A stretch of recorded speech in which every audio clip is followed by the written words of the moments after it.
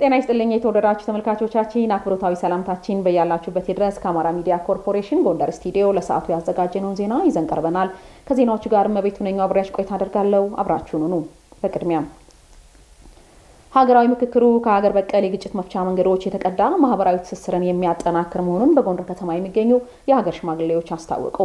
የሀገር ሽማግሌዎቹ ምክክሩ ውጤታማ እንዲሆን ህዝቡ የድርሻውን እንዲወጣ መልእክት አስተላልፈዋል። ማህደር አድማሴ በጉዳዩ ላይ ተጨማሪ ዘገባ አላት።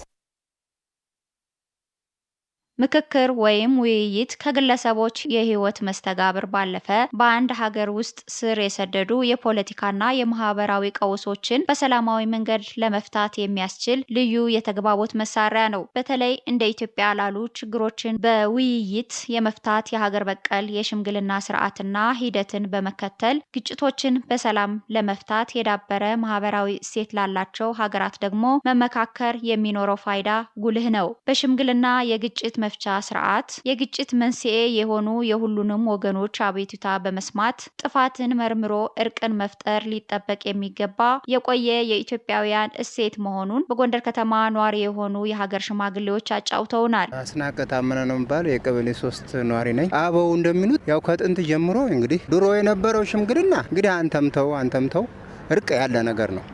ሽማግሌ ያልፈታው ነገር አይፈታም። ሽማግሌውን ከመንደሩ፣ ዳኛውን ከወንበሩ፣ ታቦቱን ከመንበሩ፣ ቄስን ከደብሩ ነው። ሻምበል ፋንታ ይዘግይ ይባላል። የጎንደር ከተማ ነው። ሁሉም ብሔሮች የእርቅ ስርዓት አላቸው ሁሉም እና በነፍስ ግድያም ሆነ በመንግስትና በህዝብ መካከል ችግሮች ሲፈጠሩ የነበሩ የመግባቢያ እርቅ ሁኔታዎች ነበሩ። የታወቀ ነው ይሄ በኦሮሚያም በአማራም በሁሉም ብቻ በሁሉም ብሔር ብሔረሰቦች ይሄ ነገር የተለመደ ነገር ነው። አዲስ ነገር አይደለም። ዘውዱ ባይሌ ካሳው እባላለሁ። የምኖረው በጎንደር ነው። እኛም የሰላሙ ኃላፊነት አለብን። ለምን መንግስት ብቻ ኃላፊነት የለበትም። እኛ ራሳችን ወርደን የሰላም ባለቤት መሆን አለብን ብዬ አምናለሁ። የኢትዮጵያ ሀገራዊ ምክክር ኮሚሽን የተቋቋመው ያጋጠመውን ውስብስብ ዘርፈ ብዙ አለመግባባቶች በውይይት በዘላቂነት ለመፍታት ታልሞ መሆኑን የተናገሩት አስተያየት ሰጪዎቹ ሀገር ከገጠማት ችግር አንጻር የምክክር ኮሚሽኑ ተቋቁሞ ችግሮችን በውይይት ለመፍታት ህዝብ በተወካዮቹ ቀርቦ መነጋገር መቻሉ አስፈላጊ መሆኑን ተናግረዋል። አይቼዋለሁ በሚዲያ ሲተላለፍ። ግን ምክክሩ ጥሩ ነው። በትልልቅ በፕሮፌሰሮች በምን የሚመራ ነው። እነዚህ ሰዎች ደግሞ ህዝብ የሚጎዳ ነገር አያደርጉም። እድሜያቸውም ከፍ ያለ ነው። ምክክሩ በዓለም ላይ የታወቀ ነገር ነው፣ ያለ ነገር ነው። አዲስ ነገር አይደለም። በመመካከር የማይፈታ ችግር የለም ብዬ ነው የማምነው። ለዚህ ግን ሁሉም ወገን ፍላጎት እንዲኖረው ያስፈልጋል፣ ተነሳሽነት እንዲኖረው ያስፈልጋል። አገር ችግሮች ሊፈቱ የሚችሉት በምክክር ነው። ሌላ አማራጭ የለም። ይህ ዋና ነገር ነው። ለምን መሰላችሁ? የኢትዮጵያ እንደ አማራ ህዝብም ጥያቄያችን አንዱ ይሄ ነበር። የህገ መንግስት ጉዳይ፣ የህግ መሻሻል፣ ክልል የሚባል ነገር፣ አገር የሚበትን ነገር ለመጀመሪያ ጊዜ በታሪክ ይመስለኛል። እኔም ብዙ ታሪክ አገላብጣለሁ። ይህን ታሪክ ሳየው ለመጀመሪያ ጊዜ ይመስለኛል እና ይሄ የምክክር እስከ ቀበሌ ድረስ ወርዶ ህዝቡ ተወያይቶ የመጀመሪያ ለሀገራችን የመጀመሪያ ታሪክ ነው። ትልቅ ምዕራፍ ቀዳጅ ነው ብያለሁ። ሰላሙም ይመጣል ብዬ ገምታለሁ። የምክክር ተሳታፊዎቹ እንደ ሀገር የግጭት መንስኤ የሆኑ የሁሉንም ወገን አቤቱታዎች በመስማት ጥፋትን መርምሮ እርቅን መፍጠር ይጠበቅባቸዋል ያሉት የሀገር ሽማግሌዎቹ ከተመካካሪዎቹ ባሻገር ህዝቡም የድርሻውን እንዲወጣ የሀገር ሽማግሌዎቹ ምክራቸውን ለግሰዋል። ህዝብ ምንጊዜም ቢሆን ሰላም ነው የሚፈልገው። ከዚህ የተለየ አስተሳሰብ የለውም ህዝብ። ነገሮች የሚበላሹት ፖለቲከኞች ጋር ነው። ስለዚህ ህዝቡ ፖለቲከኞችን ማረቅ መቻል አለበት፣ መጠየቅ መቻል አለበት። አሁን በእኛ በኩል እንደዚህ አዲስ የሆነ ዲሞክራሲያዊ ውይይት በኮሚሽን ደረጃ ተቋቁሞ ሲታይ የመጀመሪያ ጊዜ ነው እና ብዙ ችግሮች ሊኖሩት ይችላሉ የሚል እምነት ነው ያለኝ። ይሄ ችግር እንዳይፈጠር ህዝቡ አስቀድሞ በሁኔታዎች ላይ የራሱ የሆነ አቋም እንዲኖረው ያስፈልጋል። ከህብረተሰቡ ዋናው የሚጠበቀው ያው ይሄን የምክክር ኮሚሽኑን ማጠናከር ነው። ማጠናከር ሌሎችም ችግሩ ወደ ታች ወርዶ እንዲፈታ የምክክር ኮሚሽኑን አጠናከር መቀጠል አለበት። ልዩነቶችን በውይይት ለመፍታት አልማ ኢትዮጵያ እያካሄደችው ያለችው ሀገራዊ የምክክር ሂደት ውጤታማ ለማድረግ ከሁሉም ብሔር ብሔረሰቦች የተወጣጡ ከ4000 በላይ የህብረተሰብ ክፍሎች በጋራ እየመከሩ ይገኛሉ። እየተሰራ የሚገኘው የኮሪደር ልማት በቀጣይ ሲጠናቀቅ ለአካባቢው የቱሪዝም እድገት ሚናው የጎላ መሆኑን የደባርቅ ከተማ ነዋሪዎች ተናገሩ። ደረጃውን የጠበቀ የመሰረተ ልማት ስራዎችን በማከናወን ምቹና ለነዋሪዎቹ ተስማሚ አካባቢን ለመፍጠር እየሰራ እንደሚገኝ የደባርቅ ከተማ አስተዳደር ገልጿል። ደረጀ ደርበው ተጨማሪ ዘገባ ይዟል። ደባርቅ ከተማ በ16ኛው መቶ ክፍለ ዘመን በደጃች አያሌው ዘሴ እንደተመሰረተች ይነገራል። ከተማዋ ከሰሜን ተራሮች ብሔራዊ ፓርክ በቅርብ ርቀት የምትገኝ ከተማ በመሆኗ በሀገራችን የቱሪስት መዳረሻ ከሆኑ ከተሞች መካከልም አንዷ ናት። ደባርቅ ከተማ በቅርብ ዓመታት የኮሪደር ልማት ተጠቃሚ ከሆኑ ከተሞች መካከልም አንዷ ናት። በከተማዋ የደረጃውን የጠበቀ የመሰረተ ልማት ዝርጋታ በማድረግ ለቱሪስቶች ምቹ ሁኔታ ለመፍጠር እየተሰራ እንደሆነ የደባርቅ ከተማ ተቀዳሚ ምክትል ከንቲባ ጌትነት ጸጋዬ ነግረውናል። የቱሪስት ምቾት ባስጠበቅንበት ሁኔታ ደግሞ የቱሪስቱ እዚህ የመቆየት ጊዜው ይረዝማል። ይዞትን የመጣውን ሀብት እዚሁ ላይ እንዲያውል የማድረግ ስራ እንሰራለን። ያን መስራት ስችል ደግሞ የህብረተሰቡን ተጠቃሚነት ታረጋግጣለህ። ከመንገድ ጋር ተያይዞ ባለው መንገድ እንስሳትም ሰውም ተሽከርካሪም አብሮ ነው የሚሄድ ያለው። ይህንን የሚያስቀር ስራ ነው የምንሰራው። በተለያዩ አካባቢዎች ተዘዋውረን ያነጋገርናቸው ነዋሪዎች እንዳነሱት በቀጣይ የኮሪደር ልማቱ ሲጠናቀቅ የቱሪዝም ፍሰቱን በማነቃቃት ለወጣቶች የተሻለ የስራ እድል መፍጠር እንደሚያስችል አንስተዋል። ኮሪደር በመኖሩ ቱሪስቶች የቆይታ ጊዜያቸው በአካባቢ ለረጅም ሰዓት ይሆናል። ቱሪስቶች ቆይታ ጊዜያቸውን አራዘሙ ማለት የሚኖረው ለንግዱ ማህበረሰብ ለፓርኩ ኢንዱስትሪ ላይ ከፍተኛ አስተዋጽኦ ስለሚያደርግ በጣም ትልቅ ጸጋ ነው ያለው። ጎብኚዎች ብዙ ጊዜ የተመቻቸ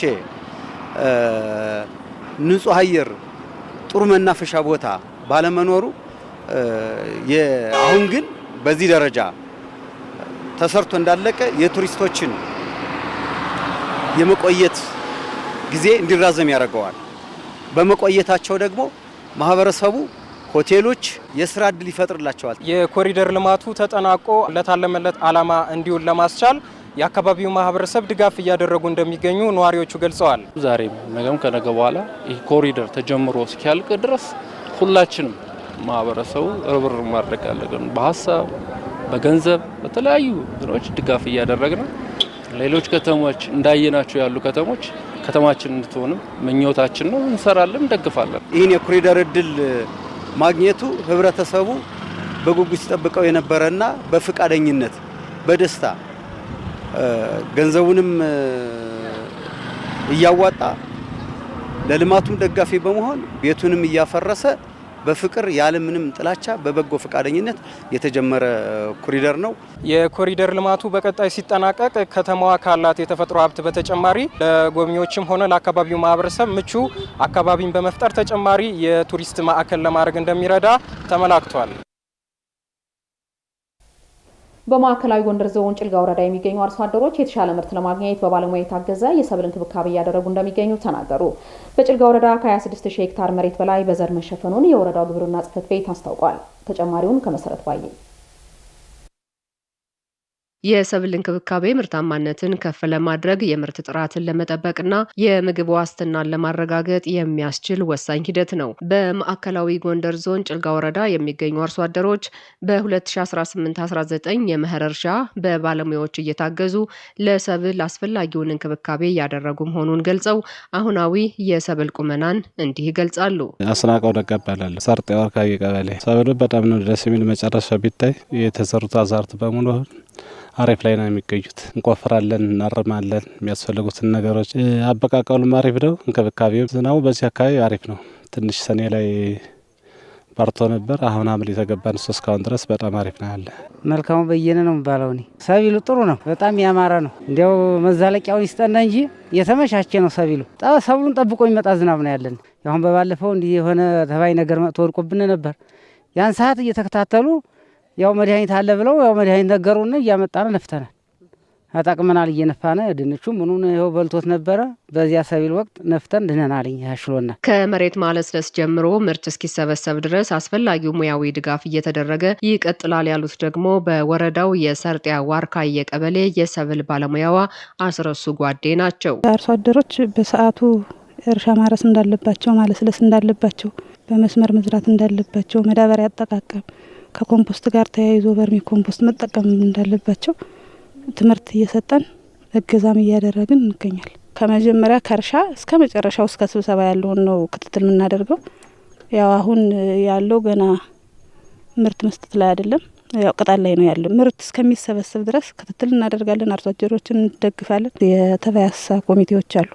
እነሱ በየጊዜው እንዲያዩ እንዲያስሱ እናደርጋለን። ይህ ዜና እስከተጠናቀረበት ጊዜ ድረስ በምርት ዘመኑ በጭልጋ ወረዳ ከ26000 ሄክታር መሬት በላይ በዘር መሸፈኑን የገለጹት የጭልጋ ወረዳ ግብርና ጽሕፈት ቤት ኃላፊ አቶ መኳንንት ታረቀኝ ናቸው። በተያዘው መኸር ለሰብል ምቹ የሆነ የዝናብ መጠን መኖሩንም አንስተዋል። በ2018-19 ምርት ዘመን ከ31416 ሄክታር መሬት በላይ በወረዳችን ይታረሳል።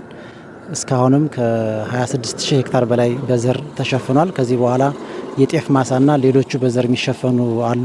1.1 ሚሊዮን እና ከዛ በላይ ኩንታል ምርት ይገኛል ብለን ነው የምንጠብቀው። የተቆራረጠ ዝናብ የለም፣ የዝናብ መብዛት የለም። ለሰብል ምቹ የሆነ የዝናብ ስርጭት ስላለ በባህሪው የመኸር ሰብል የዝናብ ጥገኛ ስለሆነ ባቀድነው ልክ ምርት እናገኛለን ብለን እየሰራን ያለ ነው። በወረዳው በሁሉም አካባቢዎች የሰብል ፓኬጅን መሰረት ያደረገ ድጋፍ እየተደረገ መሆኑንም አቶ መኳንንት አመላክተዋል። በወረዳችን 22 የገጠር ቀበሌዎች አሉ። በ22ቱም የቀበሌ ግብርና ባለሙያዎች አሉ። እነዚህ የቀበሌ ግብርና ባለሙያዎች ከአርሶ አደሩ ጎን ሆነው ከማሳ ዝግጅት እስከ ምርት እስከሚሰበሰብበት ድረስ ያለውን የእያንዳንዱን የሰብል ፓኬጅ መሰረት ተደርጎ ድጋፍ እየተሰጠ ነው ያለው። የወረዳ ባለሙያም በጋራ በቡድን እየሆነ በተናጠል እየሆነ ቀበሌዎችን ይደግፋል፣ የቀበሌ ባለሙያዎችን ይደግፋል፣ አርሶ አደሮችን ይደግፋል። በዚህ መሰረት በእያንዳንዱ ፓኬጁን መሰረት አድርጎ የግብርና ባለሙያ የአርሶ አደሩን እየደገፈ ያለበት ሁኔታ ነው ያለው። በወረዳው በሰብል ላይ ጉዳት የሚያደርስ ተባይ መከሰቱ የተገለጸ ሲሆን በአጭር ጊዜ መቆጣጠር እንደተቻለም ተጠቁሟል። የተከበራችሁ ተመልካቾቻችን ጊዜያችሁን ሰጣችሁ ከኛ ጋር ስላሳለፋችሁ ከልብ እያመሰገንን ከአማራ ሚዲያ ኮርፖሬሽን ጎንደር ስቱዲዮ ለዕለቱ ያዘጋጀነው ዜና እስካሁኖቹን ይመስል ነበር። ከዜናዎቹ ጋር መቤቱ ነኝ አብሬያችሁ ቆይታ አደረግኩ። ወደ ዋናው ስቱዲዮን መልሳችሁ ሰናይ ጊዜ